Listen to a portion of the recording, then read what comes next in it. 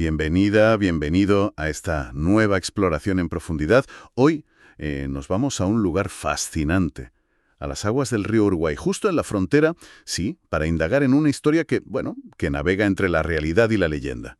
Tenemos aquí delante una serie de notas, de extractos, sobre un ser muy particular, la llamada sirena anfibia de Salto Grande. El escenario, a ver, ya de por sí impone, ¿no? El enorme río Uruguay, y en concreto las inmediaciones de la gigantesca represa de Salto Grande.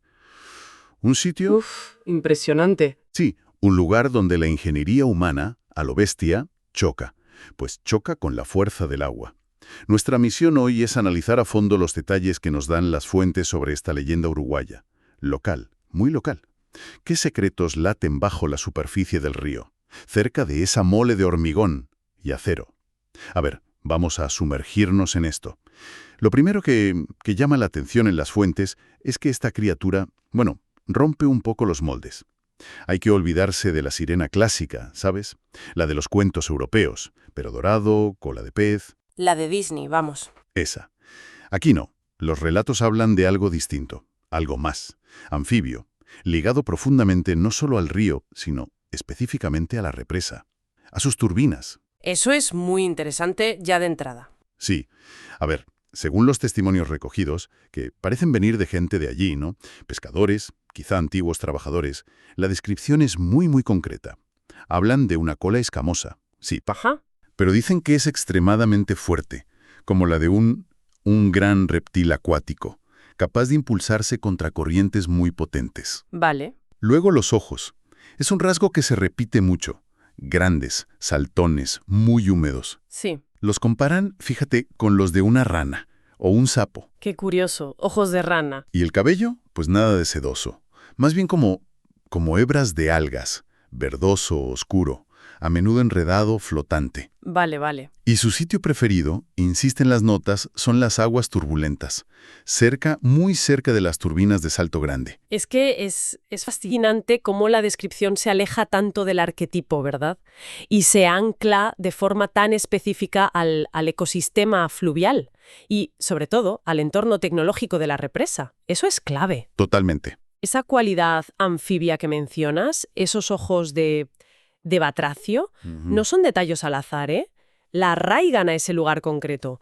Un río enorme, sí, pero con orillas lodosas, vegetación de ribera y la presencia constante de la estructura humana. Claro. Es una adaptación folclórica perfecta. Las leyendas universales casi siempre se reinterpretan así, localmente, absorben las características únicas del entorno. Y aquí, pues eso, la sirena no es de mar, es de río y casi industrial. Exacto, de río intervenido. Y su comportamiento, tal como lo describen las fuentes, también es particular. Se habla de pescadores veteranos, de esos que se conocen el río como la palma de su mano, ¿no? Sí. Pues que aseguran haberla, entrevisto. Y las historias no son de cantos que hipnotizan ni de provocar naufragios. Son más bien avistamientos fugaces, casi, no sé, cotidianos. Las notas mencionan relatos de verla jugar. Así lo dicen. Jugar. Sí, entre las olas que forma el agua que suelta la represa.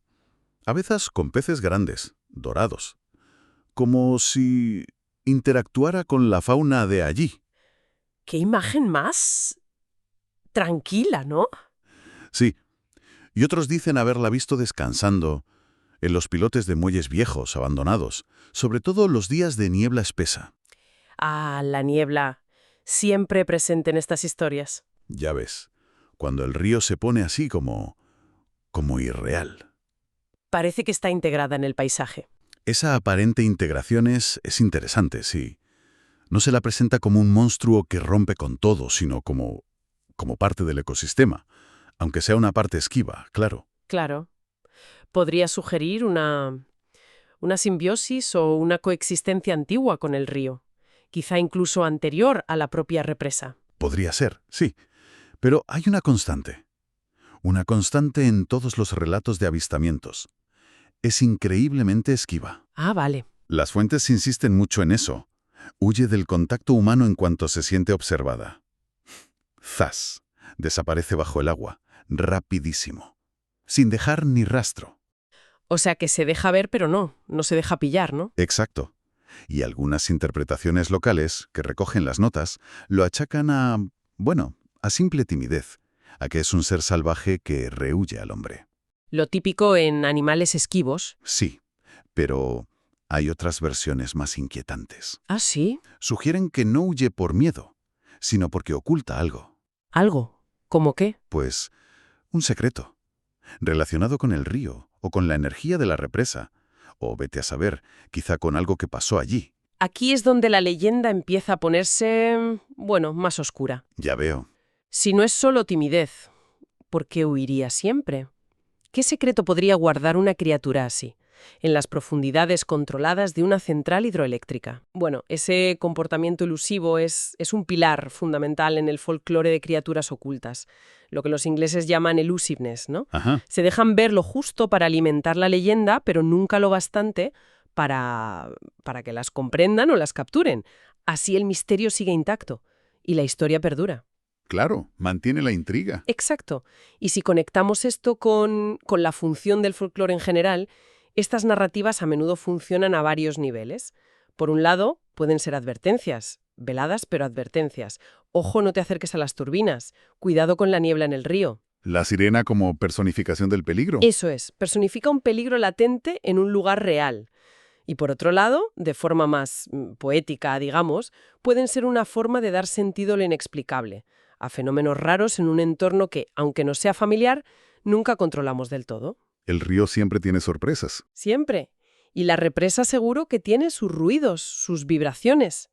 La sirena que se escapa es la metáfora perfecta de ese misterio que se resiste a ser desvelado por completo, incluso en un sitio tan monitorizado como una represa moderna. Su huida es la persistencia de lo desconocido. Tiene lógica, sí. Funciona como un símbolo de esas cosas del río o de la instalación que se escapan al control o a la comprensión total. Pero la leyenda, según las fuentes que tenemos, no se queda solo en avistamientos fugaces o en símbolos. No. La narrativa da un giro mucho más sombrío y concreto, con un suceso que las notas sitúan hace más de 30 años. Parece que fue un punto de inflexión en cómo se ve a la criatura. A ver, cuenta. Se relata la historia de un técnico, joven, de mantenimiento de la represa. Una noche había una tormenta eléctrica tremenda, de esas que hacen vibrar todo. Uf. Pues este técnico desapareció. Estaba haciendo una ronda de inspección, solo, en la zona más profunda, más aislada de la sala de turbinas. Madre mía, qué mal rollo. Ya ves. Lo último que se supo de él fue una comunicación por radio, entrecortada por la estática, claro. Normal, con tormenta. Dicen que su voz sonaba muy agitada, casi en pánico. Alcanzó a decir algo así como que veía algo en el agua del canal de descarga. Algo. Sí, algo grande, nadando con una fuerza increíble, contra la corriente. Contra la corriente potentísima que sale de las turbinas. Contra la corriente, eso es. Y mencionó un detalle escalofriante. Ojos que brillaban como faroles verdes en la oscuridad. Ojos verdes. Como los de rana que decían antes. Justo. Después de eso, se cortó la comunicación. Silencio total. Y... Nunca encontraron nada. Ni rastro de él. Ni cuerpo, ni equipo, nada. La versión oficial, imagino, hablaría de accidente laboral. Una caída al agua. lo más probable, sí. Pero localmente, la historia se tejió de otra manera. Y la fuente añade un detalle importante. Desde entonces, se dice que muchos trabajadores de la represa, sobre todo los más veteranos, Sí. evitan mirar fijamente el agua cerca de las turbinas, sobre todo de noche o si están solos, como si temieran ver algo o ser vistos. Jo, es que este elemento es crucial para entender la fuerza de la leyenda, la incorporación de una tragedia real, ¿sabes? Verificable, la desaparición de una persona. Le da otro peso, claro. Claro, a un relato folclórico que ya existía le da una potencia enorme. La desaparición real le da a la leyenda una capa de verdad, de peligro tangible, que antes quizás solo se intuía, ¿no? O se tomaba como cuentos de pescadores. Ya no es solo una criatura esquiva. No, ahora está potencialmente vinculada a una muerte. El mito se alimenta del suceso real, encuentra ahí una confirmación dramática. Y al revés también funciona, ¿eh? El suceso real, trágico, inexplicable en sus detalles finales, encuentra en el mito una posible narrativa, aunque sea sobrenatural. Una explicación, al fin y al cabo. Exacto. Y esto plantea una cuestión importante sobre cómo funcionan estas historias, ¿no? ¿Hasta qué punto la leyenda no solo explica lo inexplicable del entorno, sino que también absorbe activamente, reinterpreta hechos reales, sobre todo los trágicos, para seguir viva, para darles un sentido dentro de su propia lógica? Sí, sí. La desaparición del técnico ancla la leyenda a la realidad de una forma muy impactante y perturbadora. Transforma a la sirena de curiosidad a posible amenaza. Y esa conexión con la realidad de la represa, o al menos con lo que pasa allí, no parece que se limitara a esa tragedia. Ah, no. No, la historia no se ha quedado congelada en el tiempo. No es solo un cuento viejo. Según las fuentes que estamos viendo, la leyenda sigue. Sigue resonando hoy, adaptándose incluso a la tecnología moderna de la instalación. ¿Cómo? ¿Adaptándose a la tecnología? Sí. Al parecer, hoy en día, cuando hay ciertos fallos eléctricos o anomalías en el funcionamiento de la represa, de esas que no tienen una explicación técnica inmediata, ¿sabes? Algo que supongo que pasará de vez en cuando en sitios así de complejos. Seguro.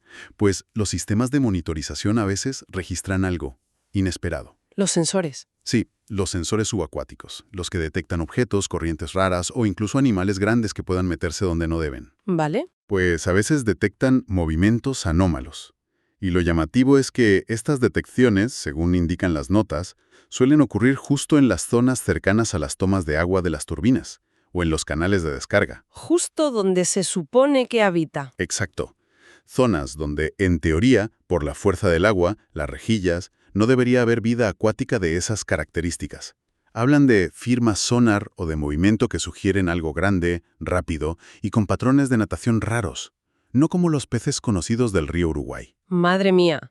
Aquí es donde la leyenda demuestra una capacidad de adaptación realmente sorprendente, ¿eh? ¿Verdad? Incorpora los elementos tecnológicos de ahora a su propia historia. Esas lecturas anómalas de los sensores que no se explican técnicamente se convierten para los que conocen la historia en posibles pruebas modernas, ecos tecnológicos de la presencia de la criatura. Es fascinante cómo se actualiza el mito. Totalmente. Y claro, esto nos mete de lleno en la ambigüedad, que es el caldo de cultivo perfecto para estas leyendas. Sí, ¿Son de verdad señales de la sirena anfibia captadas por la fría tecnología? ¿O son fenómenos técnicos que no entendemos? Fallos de los sensores, ecos raros o incluso fenómenos naturales, ¿no? Cardúmenes muy densos, troncos sumergidos que se mueven raro y que se malinterpretan. claro, puede haber muchas explicaciones. Pero la narrativa popular, que ya tiene el marco de la sirena, pues tiende a asimilar estas anomalías a la leyenda, porque ya tiene una explicación disponible, ¿sabes? Y coherente con la tradición local. Tiene sentido. Sea cual sea la explicación real, esto demuestra la increíble persistencia y plasticidad del mito. No se muere ante la tecnología, la integra. Sobrevive y se actualiza en un entorno súper-industrializado, súper-monitorizado, como una central hidroeléctrica del siglo XXI. La leyenda no muere, muta. Muta, sí, y encuentra nuevas formas de manifestarse. Incluso a través de los datos de un sensor. ¿Exacto? Vale, a ver. Si juntamos todas estas piezas que hemos ido viendo, partimos de la descripción de una criatura única. Esa sirena anfibia adaptada al río y a la represa. Sí. Luego, los relatos de avistamientos. Siempre esquiva, misteriosa, integrada pero huidiza. Elusiva, sí. Después, el punto oscuro, la tragedia real del técnico desaparecido, vinculada directamente a un avistamiento, a esos ojos verdes. El giro dramático. Y finalmente, los ecos modernos. Fallos sin causa clara, lecturas raras de los sensores subacuáticos. El cuadro es complejo y muy sugerente. Muy sugerente, sí. Entonces, con todo esto sobre la mesa, ¿qué podemos sacar de esta leyenda tan particular de Salto Grande? ¿Cómo interpretar que siga viva y sus características únicas? Pues mira, las propias fuentes, y me parece muy acertado, no imponen una única respuesta.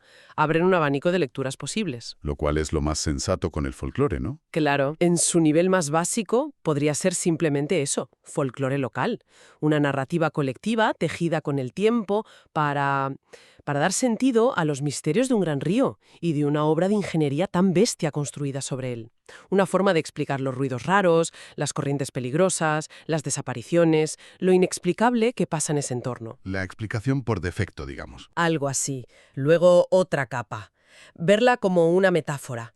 Quizá una metáfora potente sobre las fuerzas salvajes de la naturaleza, que la tecnología humana intenta contener, aprovechar, pero que nunca llega a dominar del todo. La sirena sería el símbolo de esa resistencia natural, de lo salvaje que sigue ahí, bajo la superficie controlada. Me gusta esa idea. O incluso, como sugieren algunas notas, se podría explorar la idea de que representa a una especie de guardián oculto. ¿Un guardián? Sí, un ser elemental que vigila un equilibrio ecológico, energético, quizá hasta espiritual.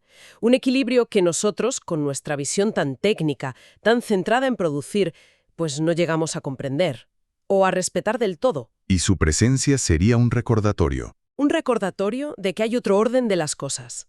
Personalmente, creo que lo más valioso al analizar estas historias no es tanto buscar la respuesta definitiva, existe o no existe literalmente. Eso ya es cuestión de creencias. Exacto, eso al final pertenece al ámbito de la creencia individual.